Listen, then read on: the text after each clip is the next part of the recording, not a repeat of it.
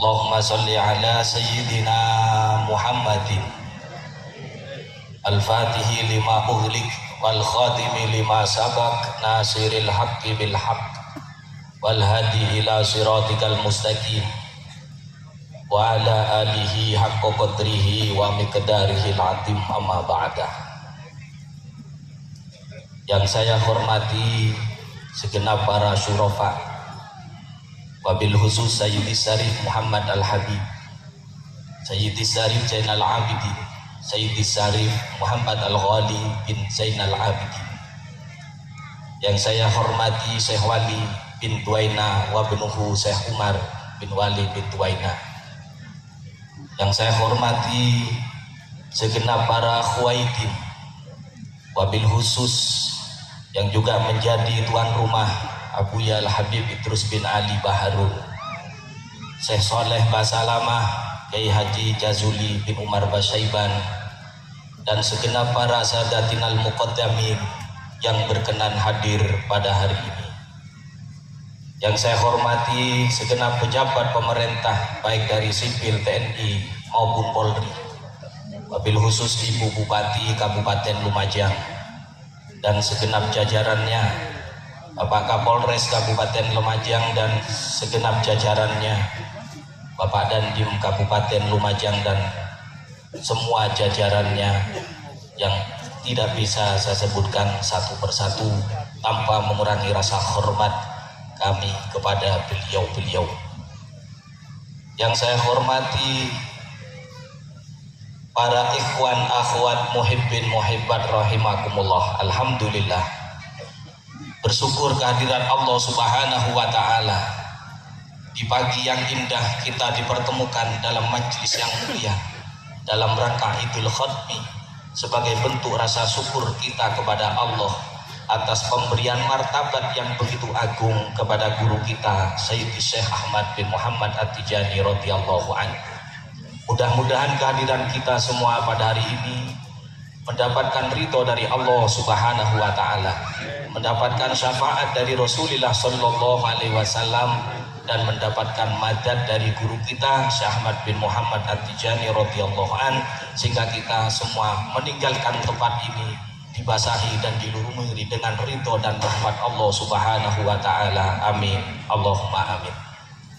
Para hadirin yang berbahagia, tidak bosan-bosannya dan sepatutnya kita tidak pernah bosan ketika kita berkisah dan bertutur tentang pribadi guru kita.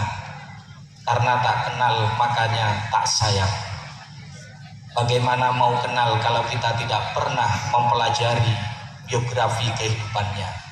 Maka sekelumit biografi ini mudah-mudahan nanti akan menambah rasa mahabbah kita kepada guru kita dan menjadi bukti bahwa kita menjadi santri beliau fid dunya wal akhirah. Amin ya rabbal alamin. Guru kita Sayyidi Syekh Ahmad bin Muhammad At-Tijani dalam mendapatkan keberhasilan terutama dalam dunia suluknya menuju Allah Subhanahu wa ta'ala, sebenarnya banyak rahasia-rahasia, teori-teori yang beliau lakukan hingga mencapai apa yang menjadi tujuan dan cita-citanya. Beliau lahir dari keluarga yang luar biasa agamis, peduli dengan keilmuan, peduli dengan akhlakul karimah, dari seorang ayah yang dekat kepada Allah, bahkan juga dari rahim seorang ibu yang juga dekat kepada Allah Subhanahu wa ta'ala. Kalau tadi disinggung oleh beliau, salah satu kesuksesan rumah tangga itu tidak lepas dari seorang perempuan, tidak lepas dari seorang ibu. Saya langsung berpikiran suudon, pasti bapak-bapak yang nakal punya asumsi sendiri, kalau begitu semakin banyak ibunya semakin berhasil. Ini kesimpulan sepihak. Para jamaah yang berbahagia, salah satu keberhasilan seseorang tidak lepas dari apa yang ada dalam pikirannya, tidak lepas dari apa yang menjadi cita-cita.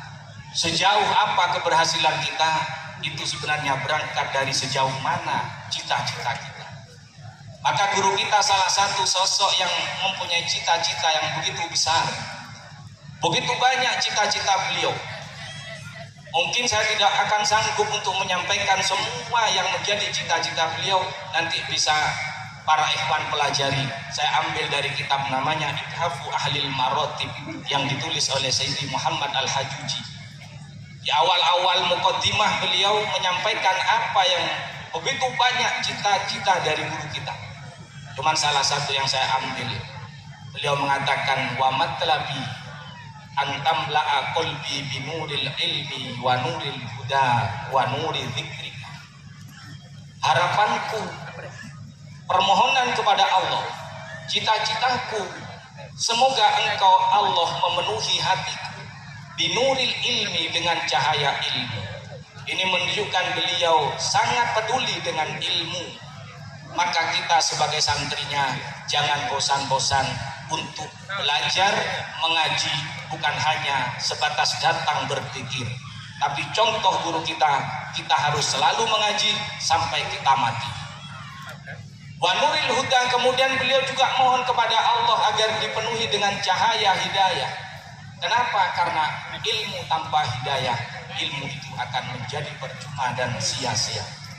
Man isdada ilman walam yasdad hudan lam yasdad minallahi illa bu'dan. Orang yang bertambah ilmunya tapi tidak bertambah hidayahnya, maka akan semakin jauh dari Allah Subhanahu wa ta'ala. Na'udzubillah tsumma na'udzubillah. Ini cita-cita beliau, minta hatinya dipenuhi dengan cahaya ilmu dan cahaya hidayah. Wa nuri dzikrika, cahaya zikir. Ilmu diimbangi dengan zikir dan didukung dengan hidayah, maka hasilnya luar biasa. Meminta supaya dipenuhi hati, sehingga ketika hati ini penuh, yudhibu anni fudulut ta'ami wassarabi wan naum, kata beliau. Sehingga ketika hati saya penuh dengan ilmu, penuh dengan cahaya hidayah, penuh dengan cahaya zikir, maka saya tidak akan pernah berpikir lagi tentang urusan makan, minum, tidur, makan, minum seperti kita ikhwannya. Yang ada di pikiran kita cuma makan, minum, makan, minum. Bahkan mau pergi ke pengajian, sanggup bekal dulu, bawa makanan. Alhamdulillah Muhammad. Semaklumlah karena kita kan santrinya, kita kan gak mau menyaingi guru kita. Itu alasannya ikhwan yang malas itu. Ini cita-cita beliau luar biasa, makanya sejak kecil beliau sudah belajar luar biasa, himmahnya yang tinggi dalam ilmu pengetahuan, bahkan diimbangi dengan zikirnya. Bahkan sebelum beliau mendapatkan izin thariqah, wirid yang diberikan oleh baginda Rasulullah Sallallahu Alaihi Wasallam, guru kita sudah biasa membaca sholatul fatih 5 uhlik. Bahkan sholat fatih ini sejak dulu sebelum lahirnya thariqah Tijaniyah, tentang fadilah keutamaan sholat fatih itu sudah dibahas oleh ulama-ulama zaman dulu. Bahkan ada seorang ulama yang namanya Syekh Muhammad bin Mukhtar Al-Yadali. Beliau menulis tafsir namanya Ad-Dahabul Iblis fi tafsiri Kitabillahil Aziz. Ketika beliau menafsiri ayat yang bicara tentang sholawat, innallaha wa malaikatahu yusholluna 'alan nabi ya ayyuhalladzina amanu shollu alaihi wa sallimu taslima. Beliau menjelaskan dalam tafsirnya, Sayyidi Syekh Muhammad Al-Yadali, beliau menjelaskan ketika ayat ini yang bicara dan membahas tentang sholawat, beliau mengatakan sholawat pahalanya berbeda-beda. Sholawat pahalanya berbeda-beda. Kemudian beliau menyatakan ada satu sholawat yang pahalanya, fadilahnya dibaca satu kali itu sama dengan 600.000 sholawat yang lain.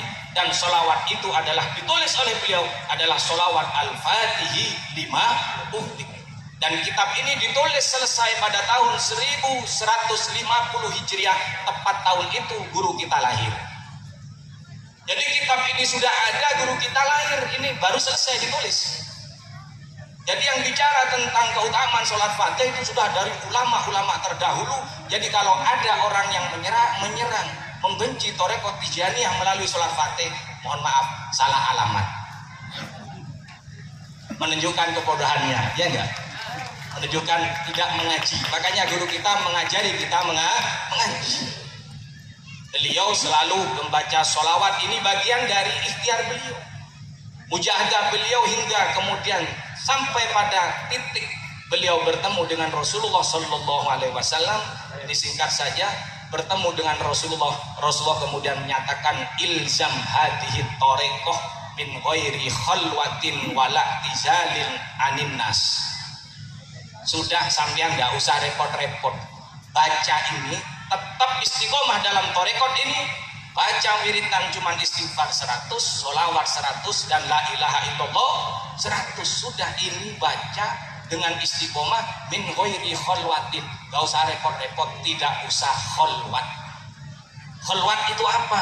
Khalwat ini ada dua makna. Khalwat ini ada dua makna, dan ini dikupas oleh Syekh Al-Jurjani dalam karyanya At-Ta'rifat. Beliau menyatakan khalwat yang pertama artinya adalah muhadatus sirri ma'ar rabbi haitsu la ahada wala malaka, yaitu berbisik dengan Tuhannya, berkomunikasi secara rahasia dengan Allah tanpa ada seorang pun, bahkan tanpa malaikat pun. Khalwat, dan yang dimaksud dawuh Rasulullah khalwat yang makna pertama. Tak usah menyepi, baca dimanapun, tidak harus berpisah dengan orang lain, tetap lakukan aktivitas normal sebagaimana biasa, nggak usah repot-repot. Ini makna yang pertama yang dimaksud dari pesan Rasulullah kepada guru kita Sayyidi Syekh Ahmad bin Muhammad At-Tijani radhiyallahu anhu. Ada makna yang kedua. Makna yang kedua khalwat itu diartikan oleh beliau tadi dalam At-Ta'rifat.